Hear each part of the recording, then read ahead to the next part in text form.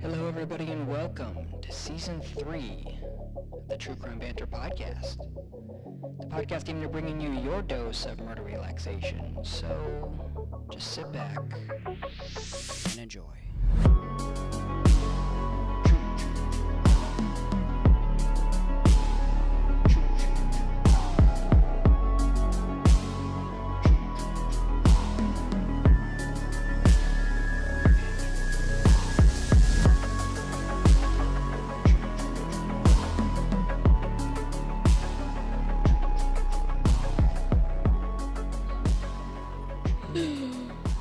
Oh my goodness, I completely forgot what our intro even sounds like, let alone so sad.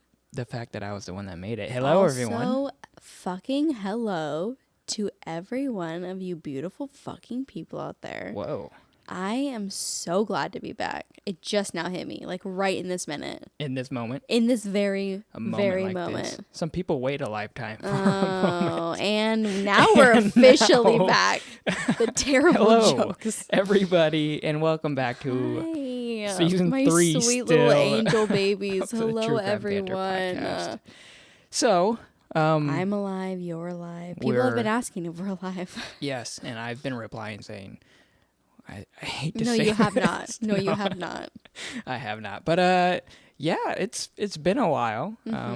We did some things. I got a new job since the last time we recorded.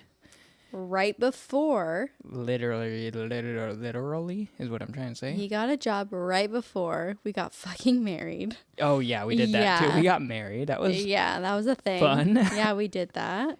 And that's a lot going on. Yeah. Yeah. Yeah, we did.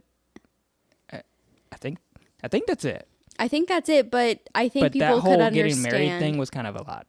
Yeah, I mean, so it's especially because we only did it in like 6 months, which most people have like a year to plan. So yeah, so kudos to you, pretty much. Yeah, basically I did everything. But I showed up, so I did a pretty good job. That's like the most male thing I've ever heard.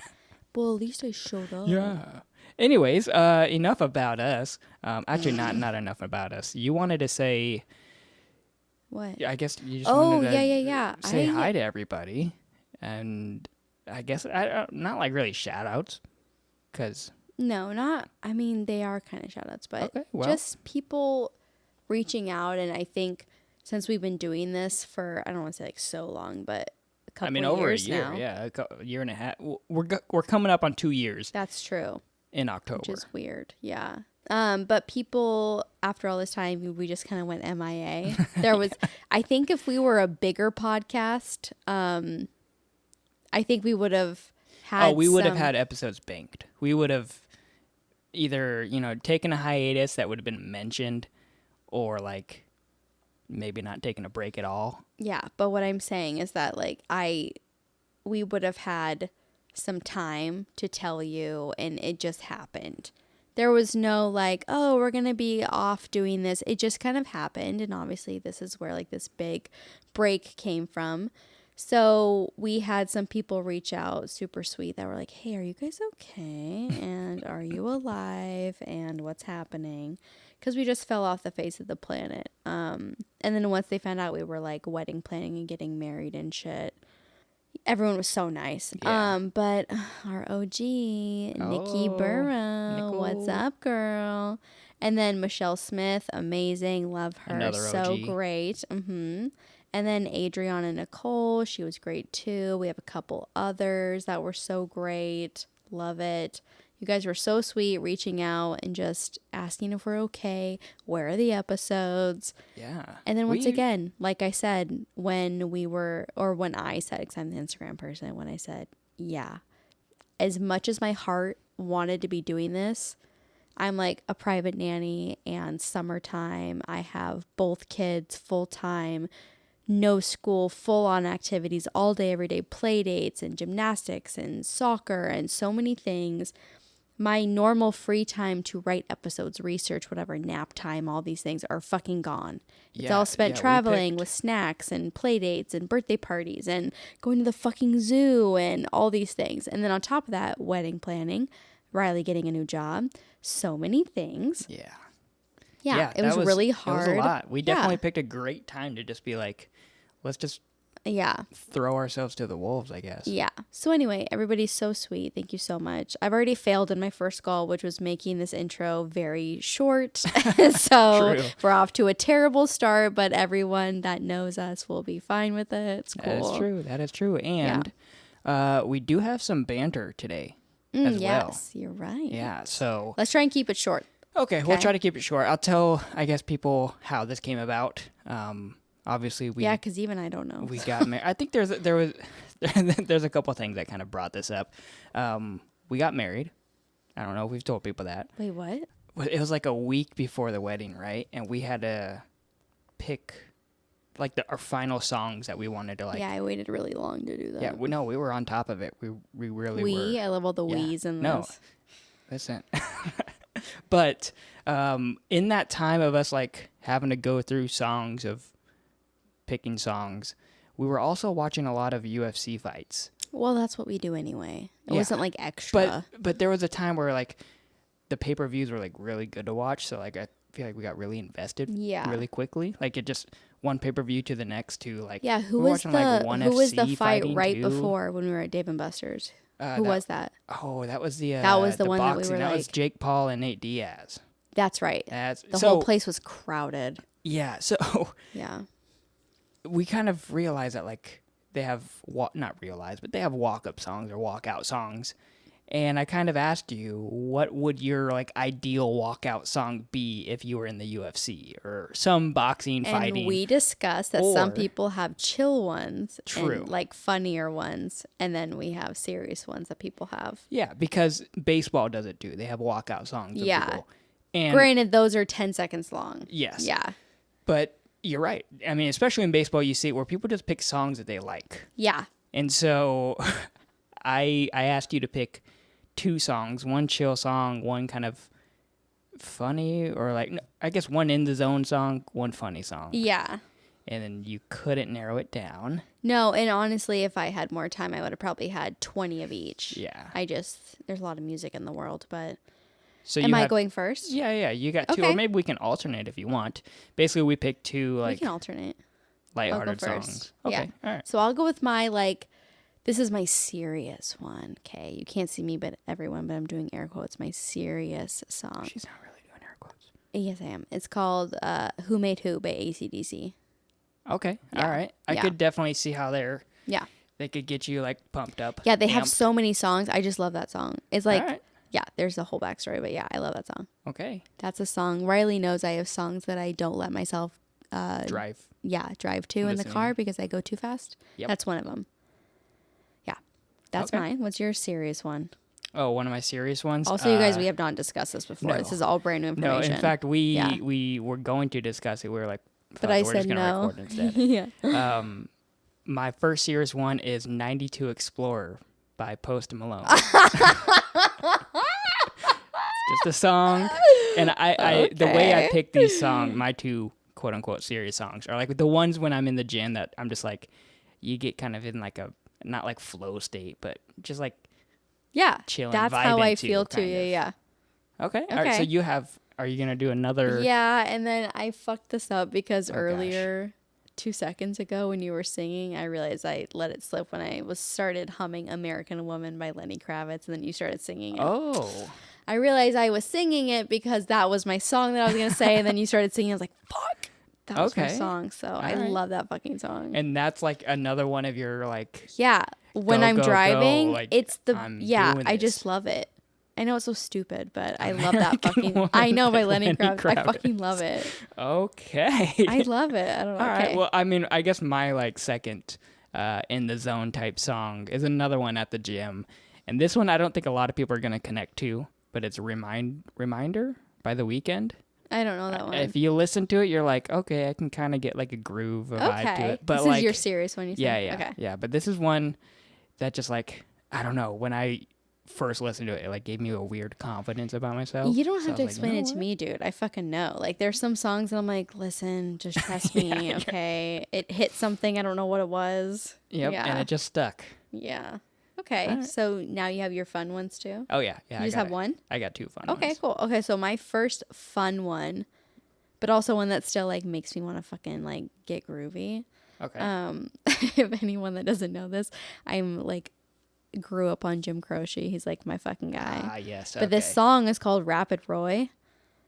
And I know we've listened to this before. It's not one of his bigger ones, but I fucking love it. And it just makes me just fucking so giddy. I love it. Okay, what's yours? So I'm actually having trouble. I know.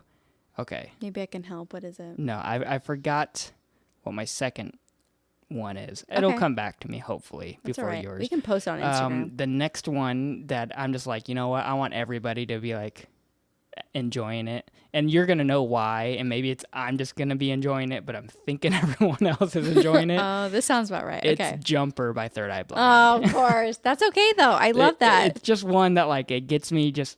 No, I love it. I just feel so good anytime I put it on. That's when I turn on my like 90s, 2000s Pandora that comes on. I'm like, oh, fuck yeah. Yep. Even in the snow, all my windows come down. I love it. Oh, I also just remembered my second fun good song. So I'll save it till the end. Oh, okay. You mean after me, not the end. The end. Yeah. My second one / last one for the fun one is this one. My whole life. It's always made me get groovy. It's Dancing in the Dark, Bruce Springsteen. Oh, okay. Every single time. Yeah. Love it. Classic. Yeah, that one does just have like a... Yeah, it has something, which it holds up throughout the years. Right? Nope, that's okay. It's okay. No, that's not it, is it? That's I'm on Fire by Bruce Springsteen. But you got the artist right. Do-do-do-do-do-do-do-do. That was good. So... Yep, you got it. My You're doing song good. is I'm on Fire, but no, What it is No Hands by Waka Flocka. Oh my! And I only remember this song because we were listening to what was it called, Recession Pop, that is on Spotify now, which is when we grew up. Yeah. In that genre era. No, that was a good good playlist that you found. Yeah. Yeah, if you grew up... Songs were questionable, but playlist was great. If you were born in like the late 80s, early 90s, and so you like went to high school in the mid to late 2000s. Yeah. If you look up Recession Pop on Spotify, it is very nostalgic. I think every song is pure nostalgia. I think we only got through like 20 of them. A part of the playlist, and every song had a story. It's 11 hours long. Yeah, and every song was like, you had a story. Oh like, my gosh. Or I was like, I was at a party when the song happened and someone got shot or whatever it was. Like, everything has a story behind it. Good times. No, it's good. Yeah. So I'm going to go ahead and throw No Hands on right now while we go. No. Failed miserably at this quick intro, but that's goodness. okay. You know what? We're hopefully those who missed us are okay with it. That's what I'm going with. I'm just trying to prove to people that we're not dead. Well, we're really proving it. We're too alive right now. Well, then, what do you say we just hop into the case Let's then? do Because it. I think that's probably what most of the people are here for. Yeah, they're fucking waiting for it. All this right. one was one that I chose that very much has to do with weddings for a reason. So yes, that is correct. This is the most coordinated I get. So we did it, ladies and gentlemen. We did it. This is the case. They call it the Honeymoon murder. Mm-hmm. Which has been used for multiple cases, but this one is Scott Roston and Karen Waltz. So here we go.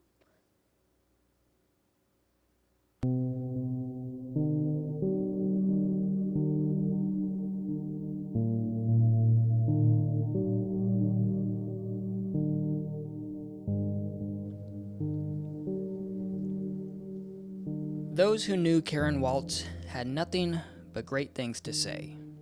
She was sweet and caring, and while she was known to be a tad naive, as one coworker would describe her, she always meant well and was someone you always wanted to be around.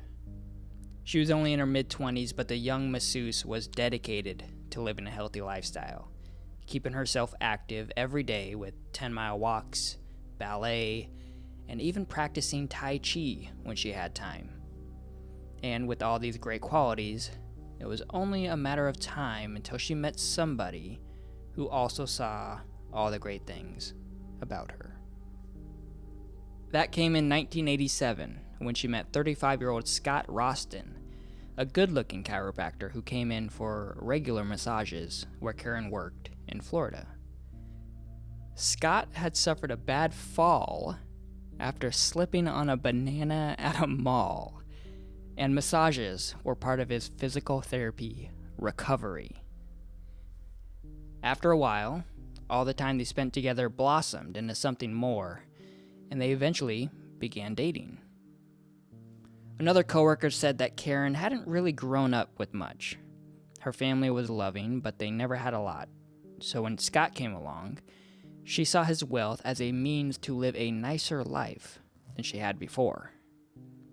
But as enticing as Scott's income was, Karen was the one pumping the brakes on the relationship. Things were fine, but she just felt like it was all moving a little too fast. The pair dated for about 1.5 years, and over that time, Scott proposed 3 times. For whatever reason, the 3rd time stuck, and Karen said yes. She wanted to do things the right way and wait for a formal wedding, but Scott must have been convincing because one day, the pair announced that they had eloped in Vegas. Later, her mom and dad were interviewed and said that when they met Scott for the first time, he brought flowers and expressed his love for their daughter, but her mom wasn't so sure. She said he was a little too perfect. Said all the right things, no hair out of place. It was all just a bit off. But they put their feelings aside and wished Karen and Scott a lifetime of happiness. When it came time for the honeymoon, the two agreed a cruise would be a great way to celebrate. And on February 4th, 1988, the pair departed from California on the MS Star Dancer, headed for a romantic trip to Mexico. All was well until it wasn't. 9 days later, on February 13th at 3 a.m., Scott came racing into the ship's security room, frantic and rambling about how his wife had fallen overboard. The crew wasted no time and ran to look over the side, only to see no sight of Karen in the water anywhere. They stopped the ship and attempted a water search, but they couldn't find Karen anywhere around the ship. While determined searchers were out working hard, Scott was back on board being questioned by the captains, and he had a story for them. According to him, the pair were jogging on the top deck early that morning. With them both being such active people, they decided to use the track on board the ship to get some exercise in. As Scott tells it, Karen was a little ways ahead of him rounding a corner when a giant gust of wind knocked her over the side railing, and he wasn't able to catch her in time. Immediately, the captain's ears perked up. The ships were all equipped with the technology to detect strong winds, currents, and any other weather irregularities. They have to know all of these things because it keeps everyone on board safe, helps them navigate safely, Yeah, they can. Yeah, they would have known if there was any crazy fucking winds going on. Especially they one would that have told a human couldn't stop themselves from falling. They would have told everyone to stay inside. So they were like, no, we would have known about that. They went back and looked at the highest the wind had gotten that evening. And they didn't find anything over like 5 miles an hour. Shocker. Yeah, exactly. But Scott was adamant that the wind was crazy and he was sticking to that story. The captains listened closely, but they were definitely sketched out by this. They knew the railing was about 4 feet tall, and with Karen being about 5 feet tall, she would have slammed into it, not toppled over it. Let me guess. The wind, it was like an upward gust yeah, of wind, exactly, right? yeah. And she was just wearing really like her weird. her loose-fitting shirt that day. Yeah, So exactly, parachuted.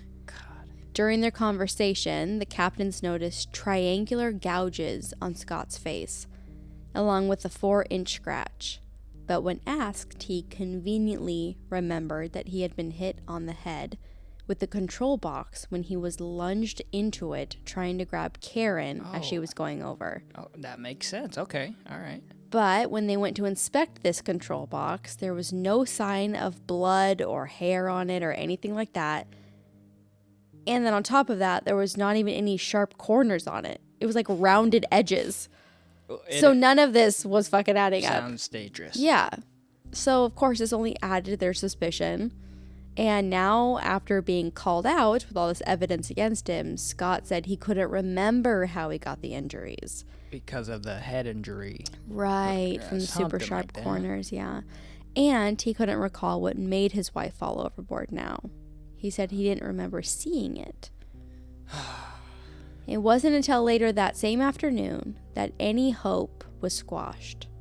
Karen was found nearly 30 miles away in San Diego, being kept afloat by air trapped in her clothing. Experienced searchers thought this was weird, because if she had gone into the water alive, she would have struggled or been swimming, and any air trapped in her clothes would have escaped due to the movement. So detectives surmised that she must have been unconscious or dead when she entered the water.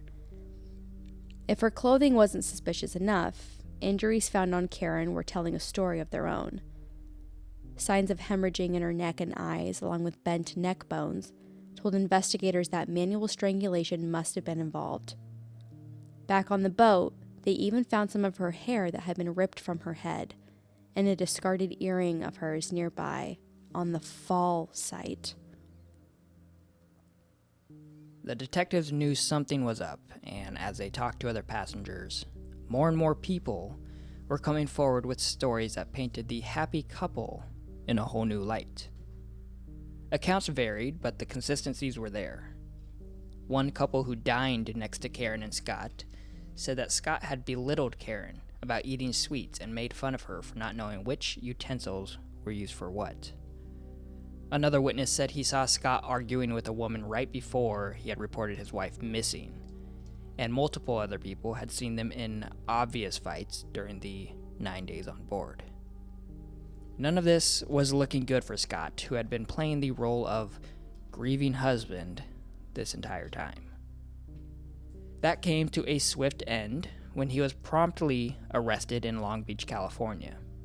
He was then detained without bail, awaiting trial.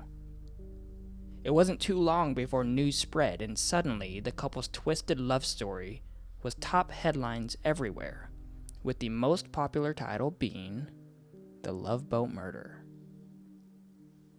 When his day in court had arrived, it was clear him and his defense attorney had been hard at work, because the news story they had was quite the tale. For this story, though, you need a little bit of background on Scott, so don't worry, I'll make it fast. You should know this information comes from Scott himself, from a book that he wrote, which, no surprise to anybody, sold one copy. The book, promptly called, I guess, Nightmare in Israel. This part of the story was really hard to verify. There isn't a ton of info out there, so get ready. It's gonna sound like a wild movie pitch idea, but here we go. He grew up in the Bronx, the son of a chiropractor, and when college time came, he followed in his father's footsteps, graduating from chiropractic college in Georgia. But for whatever reason, he wasn't actually licensed here in the U.S. So when he was in his 20s, his father and him had traveled to Israel to see if they could open an unlicensed chiropractic clinic together. You know, make some money, but unfortunately they were unsuccessful. This is where it gets really fucking weird. He claims while in Israel, he got involved with the Israeli mafia, disguised as a Hasidic Jew, and they forced him to take part in a robbery. Something went wrong and he got caught and was thrown in Israeli jail. He claims he was able to make it out by tricking the jail into thinking he was mentally ill by sucking his thumb and acting as an 8-year-old. He was then placed in a mental hospital in Israel, and this is when he says he witnessed a plethora of human rights violations, including extreme torture. And after he got out, he had now seen and witnessed all these terrible things the government was doing to its people. Scott even said that the Prime Minister of Israel himself was scared that Scott had seen all of these things and knew about it. He somehow got out of the mental hospital and made it back to the States with his father, where the both of them settled in Florida. This is when he decided to publish his book. but he couldn't find a publisher, so he paid for all of it out of pocket and sold literally one book out of 1,000 that he had ordered himself. I'm going to be honest and cut in here real quick. Mm-hmm. That's more books than I've sold, so... That's true, me too. Yeah, I guess I am being a hater. Not too long after this, he claims that he was at a mall, another mall. Dangerous. Yeah, bananas, malls, just stay away. The mafia. While he was at this mall, 2 men had kidnapped him, stating that they were Israeli agents. But he says luckily he was able to grab a gun nearby and get out of the situation. His parents believed him and defended him till the end. Everyone else had a hunch it was a publicity stunt to sell more books. Maybe get up to 2 or 3 copies sold. So with all that lovely and super true information you now have, Scott's new story was that his book had been so scary and threatening with all the information from the Israeli government that Israeli assassins had followed him and his new bride onto their honeymoon cruise, waited a total of 9 days on board until they were randomly jogging at 3 a.m. on top of the ship, and then assassinated just his wife and threw her overboard. And after they called bullshit on his first story, he says he was drugged by assassins, so that's why his next story was made up and he got confused and he didn't know what was happening. I mean, I get it, you know? No, you don't. None of us do. Oh nope. But don't worry, you'll be glad to know that nobody bought this and he was sentenced to life in prison. However, there was an appeal, and years later, after some examining was done, it was seen that Scott had received the max punishment for someone that was convicted of first-degree murder. And he was only convicted of second. So this was switched and changed to 30 years in prison. And at this point now, in 2017, he was released. Where he is now, we have no idea. And that is where the story ends. I wish it went on more. I know. I would love to... I know. I don't even know what to... Especially because the defense was so insane. It seems like all of the story comes from the defense, and then all of a sudden, like, oh, he's free. The idea that, like... I mean, let's be honest here. If he's using a book that he wrote as his actual... So... The book he wrote was based on his own personal experiences in Israel. Yeah. And the fact that he wrote the book exposed to the world that he knew all this dangerous stuff that Israel was doing and that there's bad people. Yeah. And like you said, so they traveled to Florida, followed him. They tracked him down. Now, the one copy of his book that sold must have been to one of the assassins. It had to have been to the leader. The only one. Yeah. He didn't even buy his own book. Someone else did. Yeah. Listen, if this is real, if he... So he got jumped at a mall in Florida by 2 Israeli agents. This is before she came along. It was about the year before he met her, before he met Karen. If that's real, okay, I'm terrified. If Israeli agents are coming after me for the book I wrote, and they found me, I'm terrified. I'm moving across the country again. I'm moving. I'm changing my name. Exactly. Yes. Exactly. So then to just be like, we're good. I mean, I know I fought one off with a gun, so we're good. Yep. Like, I don't even need to tell my wife about this anymore. And yep. And then they, like you said, they found him on the boat. Yep. Maybe they didn't even know. Maybe what if it was just an off chance that they were also vacationing? And not only just the boat, but the boat took off from California, so across the country. So across, yeah. Yeah, they followed him across the country, waited on the boat for 9 days, and then attacked at 3 a.m. Yeah, I mean, this whole thing is just insane. I mean, there's a reason nobody bought it. So I'm going to let people in. The fact that we're even like being goofy about it is a waste of time. Like, it's so stupid. I'm going to let people in our own little life of, we like to consider ourselves active. Yeah. We like to go to the gym. We met at a gym, so yeah. never at 3 a.m. have we been like, let's go for a run. No. Now, there's been times mentally where it's like, that would sound so great right now, but I'm not getting out of bed. No. So they're jogging. Especially on your fucking honeymoon, cruise? dude. Yeah, what?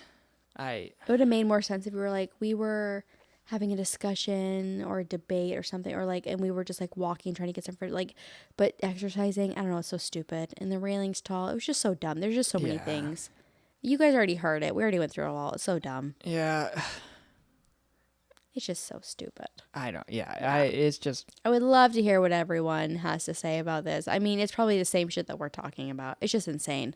Just ridiculous. That's why this case is like, I don't want to make light of anything, but it's comical. Yeah. It's like, on the Scott's part, it's just so comical. And the reality, too, of just like, I mean, he only served 30 years for it. Yeah.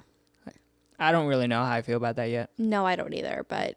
And I couldn't find anything about where he's released from, if he changed his name. I couldn't find anything. Yeah. I was looking up, like, jailhouse records and shit. It didn't say anything. Yeah. I don't know. I would say... Who knows what he's even fucking doing, right? I mean, he's not even licensed chiropractor, so you know he's not practicing. He wasn't even licensed to begin with, but it's just sad, you know. She was sweet and kind, and from all the stuff that I saw, which wasn't a lot, for some reason this case has, like, nothing on it. I couldn't find fucking anything on it. I guess there's really not a lot to it, though. No, but you would think for such a convoluted story and how crazy this was, it's and that's so probably stupid. What it was. People are like, this is fucking dumb. This guy's an idiot. And Clearly he did it. I'm not trying to compare anything, but this reminds me a little bit of like Casey Anthony, only in the part. Obviously, this doesn't involve a child, so I'm not trying to, equate it. But just the part where the story keeps changing so much to try and fit it. Yep. Where, she's leading, like, she just changes everything all the time. All of a sudden, there's a nanny. Then you don't know where the nanny lives, but she, like, takes your kid to her house. It's so stupid. Yeah. Every time she's caught in something, she changes it. It's just so fucking dumb. Well, Scott only changed it once. He changed it a few times. Did he, like, Remember? reread his book again? Yeah, basically. basically. I forgot that these guys also fucking did this. Idiot. Wow. And to think that this all started with the banana. Yeah, poor Karen, dude. I mean, she had no idea what she was getting into. That too. He slipped on a banana at the mall. Dude, so bad. Anyways. I know, what a piece of shit, I don't even, dude. Well, that's it. We're back. That's it. We're back. I know. We did it. We're alive. We're married, and welcome to season 3, episode 2. Maybe we'll stay on this theme of like newlywed honeymoon. I was trying to look up stuff. They have a whole website full of like honeymoon murders kind of shit. There's shit going on right now. I didn't even know there was one happening right now as we talk, where some guy went on vacation with his wife. Or sorry, vacation, honeymoon. Honeymoon was like to like Thailand, and he like murdered her in her sleep. It's fucking crazy. It happened like a couple months ago. The fuck? And it was the only thing popping up when I typed in honeymoon murders, what newlywed murders. It was the I only know thing. What's going on now? I want to know what well, yeah, I want some, ago. I want a whole case to do, but, let me know if you guys like want something else. This is just kind of something that popped up because it's newly in our lives. On brand for us. Yeah, kind of right now, but it's kind of, there's way too many of these cases of people wedding getting murdered murders. on their wedding, the day before their wedding. We've already covered one. Yeah, Jordan and Cody. Jordan Graham, Cody and that was Peterson. only 2 episodes. Yeah. So are you trying to tell me something? Should I cut this podcast off before like... But you know what? I think I can tell that you like being back, and I do too. Oh. Yeah. Oh, yeah. So I'm stoked. It's cool. You guys are all right. Which is a weird way to end a murder story, but I'm stoked to be back. So, I am too. too. We're going to keep bringing shit as long as we can, I guess. I mean, life's kind of crazy right now, but we're going to try. So, what is it? Life's a dirty game. Yeah. You got to play dirty to win. Stay ready. You don't got to get ready. That's all right. the things. All right. Well, I hope you guys are happy to hear our voices again. I know that we're happy to hear our own voices in our head right now. We are enjoying this to be back. So, thank you all for the support of Are You Dead or Not? Anyway, so if you guys, I would love to hear your guys' walkout songs. Oh my gosh. Yeah. Yes. Instagram, whatever. Please send it to us. I would love it, because this might be a good little music recommendation thing too. So some new gym recs. All right, you guys. I guess that's it. That's another episode of the it's good True to be Crime back. Banter podcast. Catch you on the flippity Sorry to flip. ruin your days. Bye. Bye. Adios.